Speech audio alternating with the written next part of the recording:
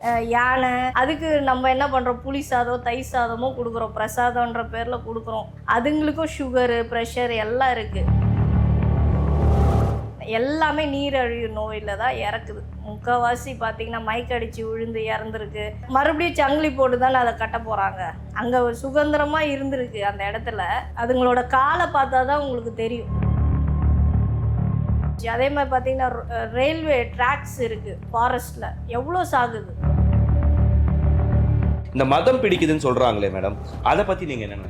நம்மளால் கட்டுப்படுத்த முடியுதா? பண்ணணும் அப்படின்னா உங்களை வந்து கேட்க தெரியாது. அதுங்க வைல்டாக தான் பிஹேவ் பண்ணும்.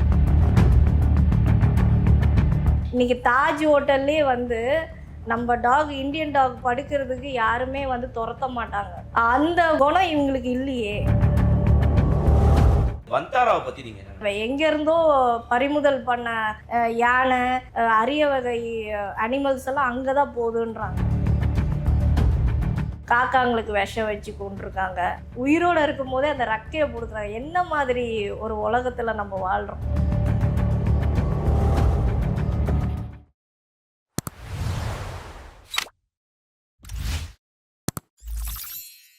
பேசப்படாத ஒரு விஷயம்தான் இந்த யானைகள் படக்கூடிய அவதிகள். தொடர்ந்து பல கோயில்கள், முன்னோடி கோயில்களாக இருக்கக்கூடிய கோயில்களுடைய யானைகள் வந்து அகால மரணம் அடைஞ்சது. அது எல்லாத்துக்கும் காரணம் மனிதர்கள் தான். அந்த மரணத்திற்கு எல்லாமே காரணமாக நாங்கள் எல்லாரும் பார்க்குறோம். நீங்கள் ஒரு மிருக நல ஆர்வலராக எப்படி பார்க்குறீங்க? இது எதனாலன்னு யோசிச்சிருக்கீங்களா? இல்லை, என்றைக்குமே வந்து எங்களை பொறுத்தவரையுமே இந்த யானைகள் அப்படின்றது வந்து ஒரு அழகே சேர்க்கக்கூடிய ஒரு பிரம்மாண்டம். அதை பார்க்குறமே தவிர அது எதனால் இந்த பிரச்சனைகள்லாம் நாங்கள் இதுவரை யோசிச்சதே கிடையாது. அவங்க வந்து இயற்கையாக இருக்க வேண்டியவங்க. அவங்கள கொண்டு வந்து நம்ம வந்து கல்ச்சர்ன்ற பேரில் வந்து ஒரு இடத்துல அடைச்சி அடைக்கிறோம். சரி, நல்லா பார்த்துக்கிறீங்க, குழந்த மாதிரி பார்த்துக்கிறீங்க, சங்கிலி போடாமல் இருக்கிறீங்களா? காலில் என்றைக்குமே சங்கிலி போட்டு தானே வைக்கிறீங்க, இருக்கா? அதுக்கு நம்ம என்ன பண்ணுறோம், புளி சாதம் தயிர் சாதமும் கொடுக்குறோம், பிரசாதம்ன்ற பேரில் கொடுக்குறோம். அதுங்களுக்கும் சுகரு ப்ரெஷர் எல்லாம் இருக்குது. அதை நம்ம ப்ராப்பராக செக் பண்ணுறதும் கிடையாது. அதுங்க அங்கேயே இருந்து இறக்குது. எல்லாமே நீரழிவு நோயில் தான் இறக்குது. முக்கால்வாசி பார்த்திங்கன்னா மயக்கடிச்சு விழுந்து இறந்துருக்கு. அப்புறம் பார்த்திங்கன்னா போதுமான பராமரிப்பு, கொட்டாயிலேருந்து எரிஞ்சு அது எவ்வளோ துடிச்சிருக்கும். அதை பார்த்துக்க ஆள் இல்லைல்ல. நம்ம வந்து குழந்த மாதிரி பார்த்தோம், அவ்வளோ கூட்டம் போச்சு அதுக்கு மரியாதை பண்ணுறதுக்கு. அது துடிக்கும் போது யாரும் இல்லைல்ல. இப்போ கூட சமீபத்தில் பார்த்திங்கன்னா நம்ம காஞ்சி மடத்தில் 2016 3 பெண் யானையை வந்து ஃபாரஸ்ட் டிபார்ட்மெண்ட் எடுத்துகிட்டு போயிருக்காங்க, போதிய பராமரிப்பு இல்லாதனால. அதுக்கப்புறம் வந்து யானைகள் முகாமில் வச்சு நல்லா ஃப்ரீயாக இருந்திருக்கு. அதுங்களை நல்லா பாதுகாத்து வச்சுருந்துருக்காங்க. மறுபடியும் இவங்க கேஸ் போட்டு, காஞ்சி மடத்துலேருந்து கேஸ் போட்டு அதை ஜெயிச்சு இப்போது மீண்டும் அந்த இடத்துக்கு வந்திருக்கு. ஸோ அவங்க மறுபடியும் சங்கிலி போட்டு தானே அதை கட்ட போகிறாங்க. அங்கே சுதந்திரமாக இருந்திருக்கு அந்த இடத்துல. என்னதான் பாசம், அந்த ரீல்ஸ் எல்லாம் பார்க்குற, அதை அழுது வந்து தலையாட்டிட்டு சொல்லுது. அது என்னமோ நம்ம வந்து நம்மளுக்கு அடிமைப்படுத்தி வச்சுருக்கோமோன்னு தோணுது. அந்த விலங்குகளை நம்மளுக்கு ஏற்ற மாதிரி அடிமை பண்ணி வச்சுருக்கோம். விலங்கா பார்க்காம நம்ம மனுஷங்களா ஆக்கிட்டு வரோமோன்றது தான் தோணுதே தவிர இதில் அதுங்களுக்கு சுதந்திரம் போயிடுச்சு. அதே மாதிரி பார்த்தீங்கன்னா ரயில்வே ட்ராக்ஸ் இருக்குது ஃபாரஸ்ட்டில், எவ்வளோ சாகுது. 4-5 கூட்டமாக சாகுது. எல்லாமே மனுஷங்களுக்கு எவ்வளோ அளவுக்கு நம்ம வசதி பண்ணுறோமோ அதுங்களுக்கு அழிவு நோக்கி போயிட்டுருக்கு. நீங்கள் சொல்லும் பொழுது இந்த விலங்குகள், இந்த யானைகளை பற்றி சொல்லும் பொழுது விலங்குகளா பார்க்காம விலங்கு அணிஞ்சு தான் அந்த விலங்குகளே பார்க்கக்கூடிய ஒரு நிலைமையில தான் நான் கேட்கறது என்னன்னா, வந்துருச்சு, நீ நல்லா பார்த்துக்க போறீங்க. நான் அதை குறை சொல்ல, 3 ஏக்கர்ல இடம் வச்சுக்க இருக்கா, இப்போ வசதி பண்ணியிருக்காங்க, இரும்புல வந்து போட்டிருக்காங்க, அதெல்லாம் சேஃப்டி வைஸ் நான் எதுவும் சொல்லலை. ஆனால் சங்கிலி போடாமல் இருப்போமா? அதுதான் என்னோட கேள்வி. அதுங்களோட காலை பார்த்தா தான் உங்களுக்கு தெரியும் அது எவ்வளோ அளவுக்கு வேதனையப்பட்டிருக்குன்னு. அந்த காலை பார்க்கும்போது தான் தெரியும். இந்த மதம் பிடிக்குதுன்னு சொல்கிறாங்களே மேடம், அதை பற்றி நீங்கள் என்ன? அது வந்து ஒரு ஃபாரஸ்ட்டில் இருக்க வேண்டிய ஒரு வைல்டுங்க. அவங்களுக்கு வந்து இனப்பெருக்கம் பண்ணணும் அப்படின்னா உங்களை வந்து கேட்க தெரியாது. அதுங்க வைல்டாக தான் பிஹேவ் பண்ணும். நம்மளால் கட்டுப்படுத்த முடியுதா? எத்தனை பேரை வந்து சாகடிக்குது, அந்த மாதிரி நிறைய பார்க்குறீங்க வீடியோஸு. ஸோ நம்மளால் கட்டுப்படுத்த முடியாத ஜீவனை கொண்டு வந்து இங்கே அடைக்கும் போது இந்த மாதிரி விளைவுகள்லாம் நம்ம சந்திக்க வேண்டியது வரும். அவங்க சுதந்திரமாக இப்போ வந்து உங்களையே வந்து உங்கள் அம்மா அப்பாவெல்லாம் விட்டுட்டு நான் உன்னை நல்லா பார்த்துக்கிறேன்னு சொல்லி ஒரு தத்தெடுத்து கொண்டு போனாங்கன்னா, என்னதான் அவங்க பார்த்தாலும் உங்களோட சொந்தம், உங்களோட ஃப்ரெண்ட்ஸை பார்க்காம உங்களால் இருக்க முடியுமா?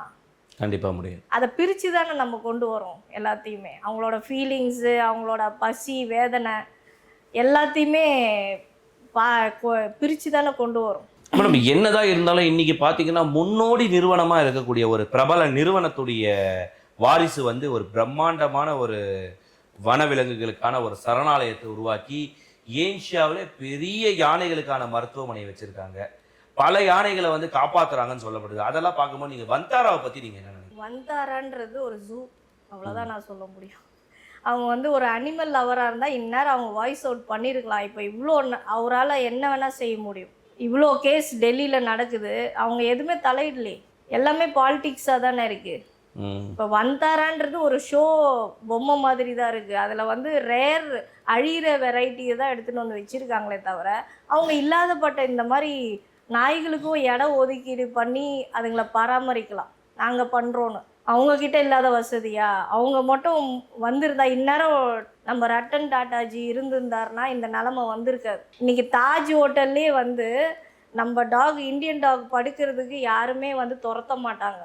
ஏன்னா அவ்வளோ அளவுக்கு அவங்கள மரியாதை கொடுத்து வச்சிருக்காங்க. அந்த குணம் இவங்களுக்கு இல்லையே. வெறும் இந்த வைல்ட் அனிமலை மட்டும் பாதுகாக்கிறாங்க. ஆமாம், அது ஒரு ஜூ தானே. அது ஒன்றும் என்ன சொல்கிறது, ரெஸ்கியூடு இதுன்னுலாம் நம்ம சொல்ல முடியாது. இப்போ எவ்வளோ சொல்கிறாங்க, இப்போ எங்கேருந்தோ பறிமுதல் பண்ண யானை, அரிய வகை அனிமல்ஸ் எல்லாம் அங்கே தான் போகுதுன்றாங்க. அப்போ தொடர்ந்து என்னதான் வந்து ஒரு மிருகத்துக்கு பாதுகாப்பு வேணும்னு சொல்லி நம்ம பார்த்தாலும் அதுங்களை வந்து நம்ம அடிமைகளாக தான் இன்னைக்கு வச்சுட்டு இருக்கோம். நீங்கள் சொன்ன மாதிரி என்னதான் வந்து காஞ்சி மடம் வந்து அந்த யானைகளுக்காக வந்து பெரிய குளம் வெட்டி அழகான ஒரு இரும்பு கொட்டகைகளை அமைச்சு கொடுத்தாலும் அந்த 3 பெண் யானைகளுக்கு நீங்க சொன்ன மாதிரி சங்கிலி இல்லாம அந்த 3 யானையை அங்க விட்டு வைக்க முடியுமா? பாதுகாப்பா அதுகளை விட்டு அதுங்களுடைய போக்குல அதை விட முடியுமா? கண்டிப்பா முடியாது. இதற்கெல்லாம் ஒரு மாற்றம், ஒரு புரட்சி கண்டிப்பா வேணும். கண்டிப்பா அது கூடி சீக்கிரம் அது அமையும் நான் நினைக்கிறேன். சான்ஸ் அனிமல் வெல்ஃபேர் வந்து மிருகங்கள் 2 கால் 4 கால் மிருகங்களை தவிர்த்து பறவைகளுக்கும் பல உதவிகள் செஞ்சுட்டு இருக்கீங்க. பல மரங்கள் இதுவரையும் ஒரு 3 லட்சம் மரக்கன்றுகளை நட்டிருக்கீங்க. அது வந்து ஒரு 2 கோடி மரக்கன்றுகள் அச்சீவ்மெண்ட்ஸில் போயிட்டு இருக்கு. இதெல்லாம் பார்க்கும்பொழுது ரொம்ப சந்தோஷமா இருக்கு. அதை பற்றி சொல்லுங்க. பறவைகளுக்காக நிறைய விஷயங்களுக்கு கொண்டு வந்திருக்கீங்க. நம்ம வந்து அதான் சொல்கிறேனே, ஃப்ளாட் கட்டிட்டு நெட்டு போட்டதுனால அவங்க உட்கார முடியல. நான் எப்பவுமே சொல்கிறது தான், அவங்களுக்கு உட்கார கூட இடம் இல்லாமல் பண்ணிட்டோம். உணவு இல்லை, வாழ்வாதாரமும் இல்லை. நான் ஒரு பார்க்கில் வைக்கும் போது அங்கே வாக்கிங் பண்ணுறவங்களே நம்மளுக்கு வீடியோ எடுத்து அனுப்புவோம். காலையில் வந்து அந்த குயில் சத்தம், மைனா சத்தம்லாம் எனக்கு வீடியோ எடுத்து அனுப்புவாங்க. பாருங்கள், நீங்கள் வச்ச மரம்லாம் வளர்ந்து இப்போது நிறைய பேர்ட்ஸ் இருக்குது. ஆனால் இப்படியும் நடக்குது. என்ன காக்காவை கூட விட்டு வைக்கிறதில்ல நம்ம ஆளுங்க. இப்போ ரீசெண்டாக பார்த்தீங்கன்னா சிஐடி நகரில் வந்து காக்காங்களுக்கு விஷம் வச்சு கொண்டிருக்காங்க. அதை தொடர்ந்து அடையாறுலேயும் காக்காவுக்கு ஒரு 30 காக்கா கிட்ட செத்துருக்காம்மா. ஸோ இதெல்லாம் வந்து அவங்க தான் நம்ம என்விரான்மெண்ட்டை டெவலப் பண்ணுறவங்க. அவங்களெல்லாம் சாகடிச்சுட்டு நம்ம என்ன பண்ணுவோம்? உணவுக்கே வந்து வழி இல்லாமல் போகும். பறவை, நாய், எந்த மிருகமும் வேண்டான்றோம். அது நம்ம என்ன மனிதர்களோட அழிவை நோக்கி போயிட்டுருக்கோம். அவங்கள நம்ம வேண்டான்னு சொல்கிறோம், ஆனால் அவங்க இடத்த அழிச்சிட்டு தானே நம்ம வாழ்கிறோம். காடெல்லாம் இன்றைக்கி அழிஞ்சு போச்சு, எவ்வளோ காடு இல்லாமல் போயிடுச்சு பாருங்கள். அதை தொடர்ந்து பார்த்திங்கன்னா இந்த மாநில பறவைன்னு மணிப்புறான்னு சொல்லுவாங்களே, அதெல்லாம் இப்போ எங்கே இருக்குது? எல்லாமே அழிஞ்சு போச்சு இல்லையா? அதே மாதிரி தான் பறவையும் வந்து ஒரு புக்கில் பார்க்குற மாதிரி தான் நம்ம கொண்டு வந்துட்டுருக்கோம். நேஷ்னல் பேர்டுன்றோம், பீகாக்கு, அதுக்கும் விஷம் வச்சு சாவடிக்கிறாங்க. நிறைய ஊரில் அது நடக்குது. அதே மாதிரி அதுங்க ரோட்டில் அடிபட்டு இருந்தால் கூட அதுங்களை ரெஸ்கியூ பண்ணி ஹாஸ்பிட்டலில் சேர்க்காம அதோட ரக்கையை பிடுங்குறாங்க. உயிரோடு இருக்கும் போதே அந்த ரக்கையை பிடுங்குறாங்க. என்ன மாதிரி ஒரு உலகத்தில் நம்ம வாழ்கிறோம்? மனுஷங்க வந்து மனசாட்சியே இல்லாமல் ஆயிட்டாங்க வர வர. தொடர்ந்து பல அரிய வகை மரங்களை வந்து நட்டுட்டு இருக்கீங்க. அதுவே சாதாரண மரங்கள் இல்லாமல் அரிய வகை மரங்கள். இதற்கான காரணம் என்ன? அவங்களுக்கு வந்து ஃப்ரூட்ஸ் தான் மெயின். வந்து பார்க்லலாம் பார்த்திங்கன்னா நம்ம ஃப்ரூட்ஸ் வெரைட்டி எல்லாம் வைப்போம். பலா, நாவல் மரம் அந்த மாதிரி வைக்கும்போது அவங்களுக்கும் வந்து அந்த பறவைகளுக்கு இயற்கையாகவே உணவு கிடைக்கணும்னு. ஏன்னா அவங்க எல்லாமே பார்த்திங்கன்னா சாப்பாடை சாப்பிட்டுட்டு இருக்காங்க. நம்ம வீட்டில் மீந்த சாப்பாடை சாப்பிட்றாங்க. அது வந்து அவங்களுக்கு நல்லது இல்லை, ஆயுளுக்கு நல்லது இல்லை, சீக்கிரம் இறந்துடும். இப்போ இந்த மாதிரி இயற்கையாக இருக்கும் போது அவங்க வந்து நிறைய மல்டிபிள் ஆகி நம்மளுக்கும் என்விரான்மெண்ட்டும் இன்னும் செழிப்பாக இருக்கும். அதுக்காக தான் இந்த மாதிரி ஃப்ரூட்ஸ் வெரைட்டி எல்லாம் வச்சுக்கிட்டு இருக்கோம். தொடர்ந்து இந்த புரட்சி, இந்த பசுமை புரட்சின்ற ஒரு விஷயத்தை கையில் எடுத்து பண்ணிட்டு இருக்கீங்க. இதற்கு என்ன முக்கிய காரணமாக நீங்கள் எடுத்த காரணம்? இந்த குளோபல் வார்மிங்கை சொல்லுவீங்களா, இல்லை வந்து இந்த பறவைகளுக்காகவா, எதற்காக இது? குளோபல் வார்மிங் ஆனாலும் இவங்க தானே பாதிக்கிறாங்க. இப்போ நம்மளுக்கு ஏதாவது பேரழிவு வந்தால் இவங்களும் தானே பாதிக்கிறாங்க. வெள்ளம் வந்தது, நாய்ங்க எவ்வளோ செத்துருக்கு. ரோட்லேயே வந்து அவங்களுக்கு இருப்பிடம் இல்லாமல் எவ்வளோ செத்துருக்கு. இப்போ ஸ்ரீலங்காவில் நடந்தது, ஒரு புலி யானை எவ்வளோ வெள்ளத்தில் சிக்கி தவிச்சுது. இல்லை பார்க்கும்பொழுது ரொம்ப ஒரு உணர்ச்சி வீடியோ வசமா இருந்தது. பார்க்குறோம், எப்படி இருக்கு நம்மளுக்கு மனசு. எல்லாம் நம்மளால தானேங்க, அவங்க அழிவும் நம்ம தானே பண்ணுறோம். ஸோ அதுக்கு தான் இந்த முடிவு எடுத்த. மரம் வைப்போம், நம்மளால் முடிஞ்ச அளவுக்கு இந்த என்விரான்மெண்ட்டை மாற்றுறதுக்கு எவ்வளோ அளவுக்கு வைக்க முடியுமோ பண்ணிகிட்டே இருப்போம்னு தொடர்ந்து எல்லா ஸ்கூல், காலேஜஸ்ஸு, பார்க்கு எல்லாமே பண்ணிகிட்டே இருக்கும். என்னதான் இந்த மிருகநல ஆர்வலராக நீங்கள் இருந்தாலுமே இந்த சமூகத்தில் பல சமூக நலனும் பண்ணிட்டு இருக்கீங்க தொடர்ந்து. இதெல்லாம் ஒரு பக்கம் இருக்கும் பொழுது நிறைய வீடியோஸ் இன்னைக்கு ரீல்ஸில் பார்க்குறோம். இந்த பகுதியில் நாங்கள் உணவளிக்க வந்தோம், இந்த பகுதியில் இருக்க இந்த ஃப்ளாட்ஸில் இருக்கவங்களாம் எங்ககிட்ட வந்து சண்டை போடுறாங்க, இங்கே சாப்பாடு வைக்கக்கூடாதுன்னு சொல்லி எங்களை திட்டுறாங்க, எங்களை அடிக்க வராங்க, எங்களுக்கு வந்து அப்ரூவலே இருக்குது, நாங்கள் வந்து சட்டப்படி தான் எங்களை வந்து ஃபீட் பண்ண வந்திருக்கோம் அப்படின்னு சொன்னாலுமே எங்களை வந்து ஒரு மாதிரி தரம் தாழ்த்தி பேசுகிறாங்க, எங்களுக்கு ஒரு சுதந்திரமே இல்லை, நாங்கள் என்ன தவறு பண்ணோமா அப்படின்லாம் சொல்கிறாங்க.